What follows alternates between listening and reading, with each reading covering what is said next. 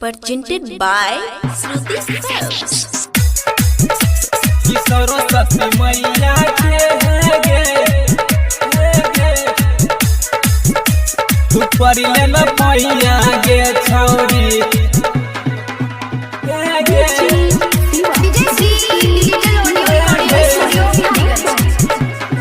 हाँ कि सरस्वती मैया के छोड़िया तू परिले न मैया गे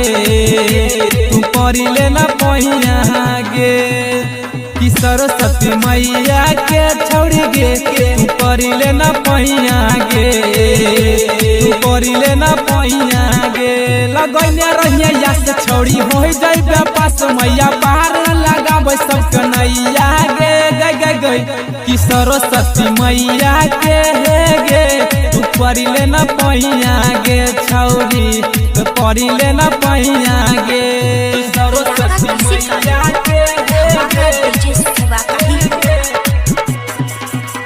तू परिले न पैया गे छौरी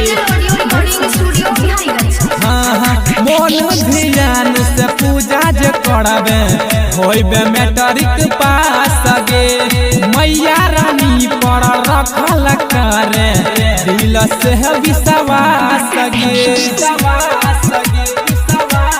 हाँ हाँ मोन ध्यान से पूजा जे करबे होइबे इंटर पास गे मैया रानी पर रखल करे दिल से विश्वास गे इने उने नहीं करे तो ध्यान से पढ़े छौरी पास होइबे बाटिए मिठैया गे छौरिया कि सरस्वती मैया के गे गे तू परिले न पैया गे छौरी तू परिले न पैया गे कि सरस्वती मैया के गे तू परिले न पैया गे छौरी हाँ हाँ पूजिया नहिया कमली के संग में करले रनिया उपास गे सैया मिलतो गोरगर गोरगर तोरा एकदम झकास गे झकास गे प्रिया मनुष्या रखिया के संग में करले जनिया उपास गे सैया मिलतो लमगड़ खड़गर छौड़ी तोड़ा झकास गे